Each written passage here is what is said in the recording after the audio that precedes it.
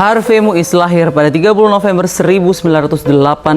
Pengusaha batubara ini mulai dikenal setelah menikah dengan aktris Sandra Dewi pada 8 November 2016. Pada 14 November 2016, pasangan ini menggelar resepsi pernikahan. Resepsi Harvey dan Sandra jadi sorotan publik karena diselenggarakan dengan sangat mewah di Disneyland Tokyo, Jepang. Kehidupan glamor keduanya disebut berasal dari kekayaan Harvey selaku pengusaha yang menguasai tambang batubara di Bangka Belitung.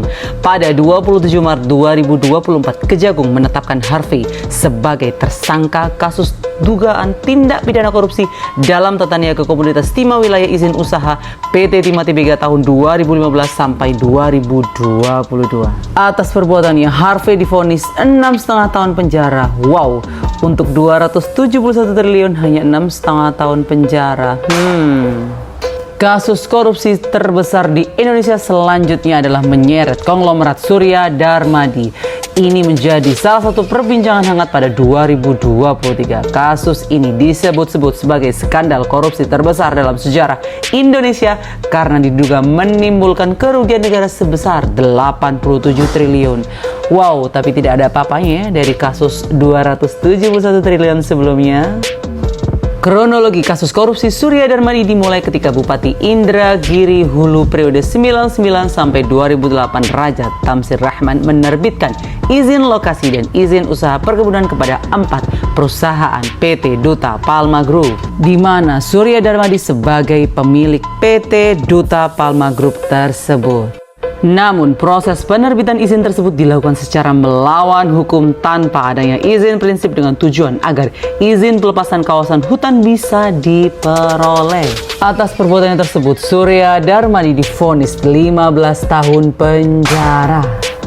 Honggo Wendratno, hakim menjatuhkan hukuman 16 tahun penjara kepada Dirut PT Trans Pacific Petrochemical Indotama dalam kasus kondensat dengan nilai kerugian negara mencapai 37,8 triliun.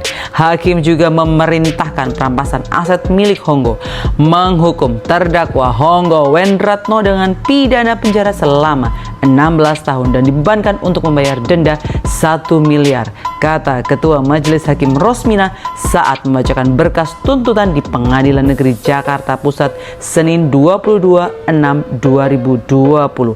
Putusan itu dibacakan hakim tanpa kehadiran Honggo yang hingga kini masih buron. Hakim juga memerintahkan perampasan aset berupa kilang minyak milik perusahaan Honggo. Dia juga diwajibkan membayar ganti rugi sebesar 97 miliar. Masih buron nih guys. Kira-kira pergi kemana ya Pak Honggo? Apa mungkin ke... Oke lah, selanjutnya Adam Rahmat Damiri dengan dugaan tindak pidana korupsi 22,7 triliun. Purnawirawan Mayor Jenderal ini pernah menjadi Direktur Utama PT Asuransi Sosial Angkatan Bersenjata Republik Indonesia atau ASABRI periode 2012 sampai 2016. Adam Rahmat Damiri divonis 20 tahun penjara. Vonis tersebut dibacakan Majelis Hakim dalam persidangan di Pengadilan Tindak Pidana Korupsi pada tanggal 4 bulan Januari 2022, menyatakan Mayor Jenderal Purnawirawan Adam Rahmat Damiri terbukti sah dan meyakinkan bersalah dengan turut serta melakukan tindak pidana korupsi. Tutur Ketua Majelis Hakim Eko Purwanto menjatuhkan pidana penjara selama 20 tahun dan denda sebesar 800 juta subsidiar 6 bulan kurungan.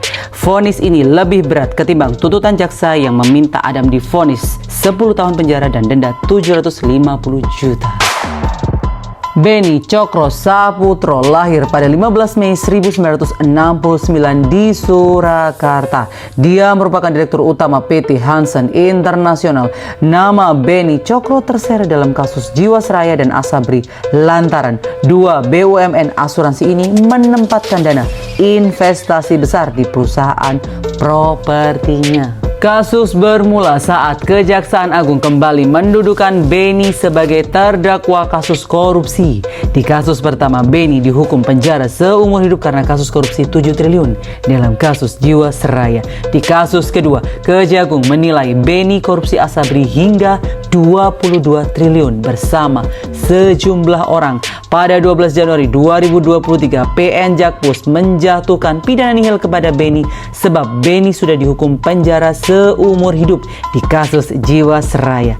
Mana nih menurut kalian kasus korupsi yang paling greget, guys? Thank you for watching.